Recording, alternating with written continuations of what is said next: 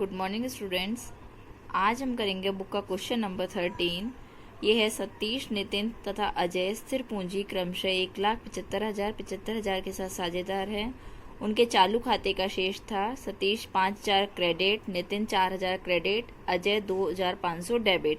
साझेदारी सल्लेख में निम्न व्यवस्था है। फर्स्ट स्टेप, पूंजी पर 5% की दर से ब्याज। सेकेंड, नितिन अपने भवन को फर्म को देने के लिए 500 रुपये प्रति माह किराया पाने का अधिकारी है। थर्ड है, अजय 1,000 रुपये प्रति माह वेतन का अधिकारी है। ए पॉइंट है, प्रथम 20,000 उनके पूंजी के अनुपात में, अब अगले 20,000 2-2-1 के अनुपात में नहीं, लाभ को बांटना है। ये शेष लाभ को विभाजन बराबर उपयुक्त समायोजन से पूर्व वर्ष का लाभ था 85,500।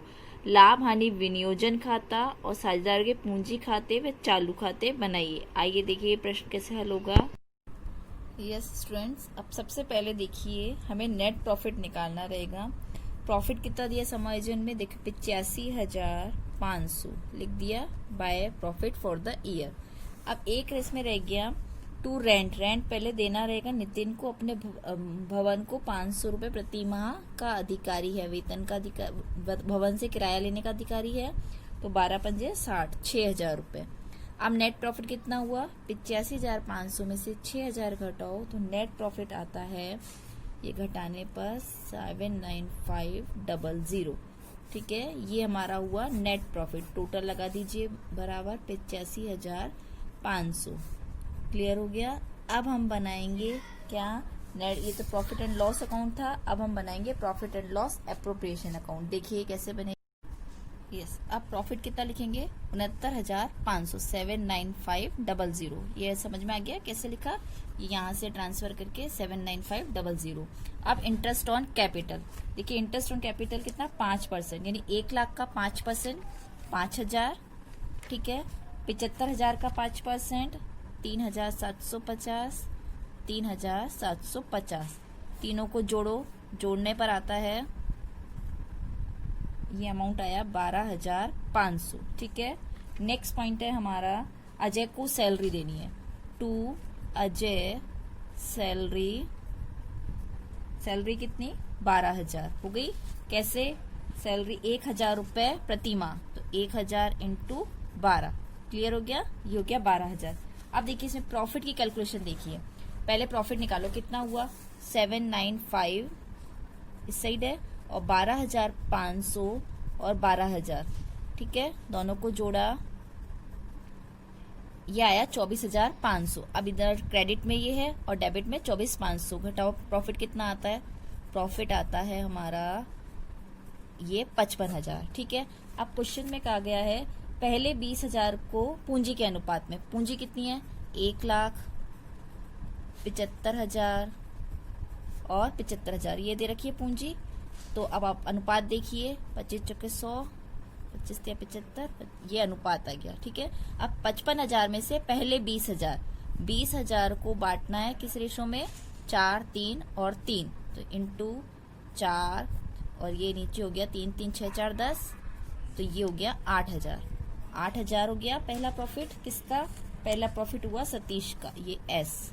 ठीक है, उसके बाद नितिन को कितना, तीसरा, तो 20,000 × 3/10। ये सॉल्व करते हैं तो हमारा आया 6,000। क्लियर हुआ।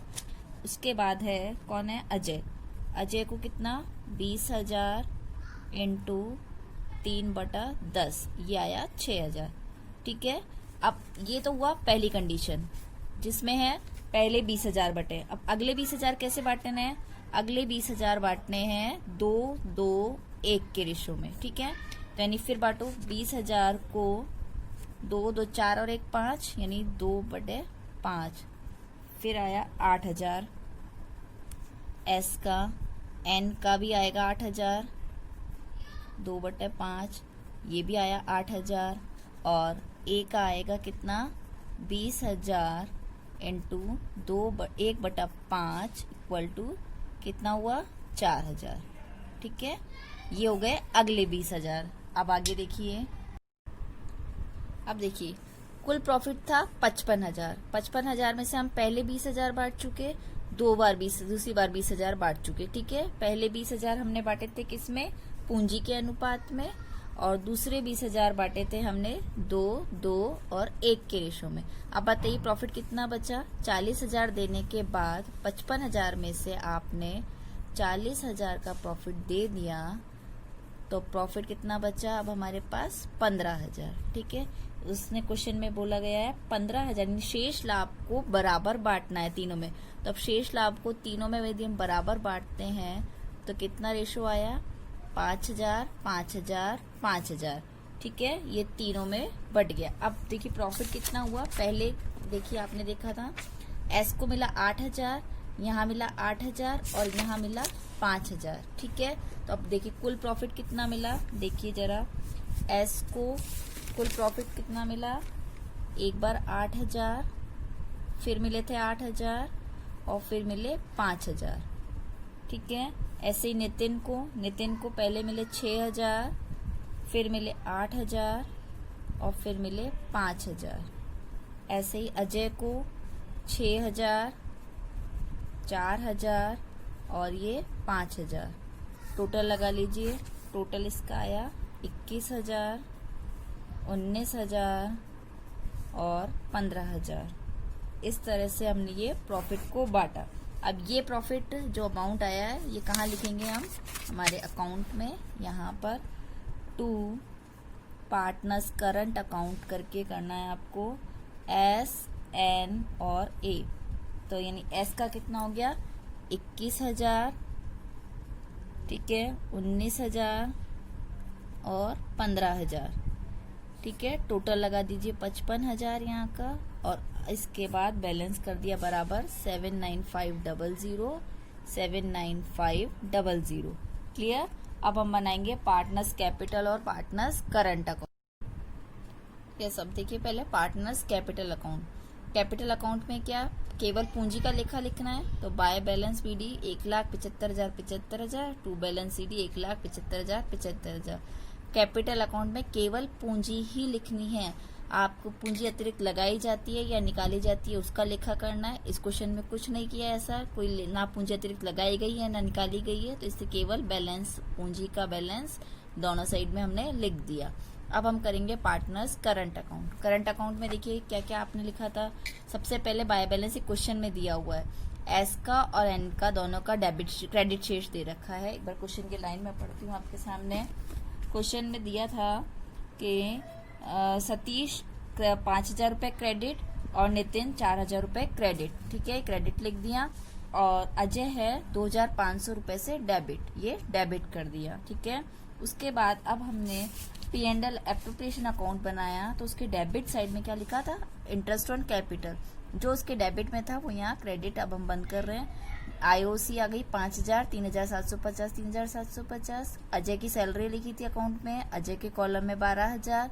नितिन का रेंट 6,000 और P&L का प्रॉफिट कितना आया था 21,000, 19,000 और 15,000। ठीक है, उसके बाद वापस इधर का टोटल लगाएंगे हम। टोटल आता है 31,000, 31,000 यहाँ लिख दिया। ठीक है, टू बैलेंस सीडी। यहाँ टोटल लगाया एन के कॉलम का 32,750, और टोटल लिख दिया हमने एन के कॉलम में 32,750। ठीक है, अब हमने इसको जोड़ा 30,750, 30,750 में से 2,500 घटाया यानी 28,250 अजय के कॉलम में लिखा और टोटल लगा दिया। इस तरह से हमारा क्वेश्चन कंप्लीट हुआ। Okay, thank you, stay safe बच्चों।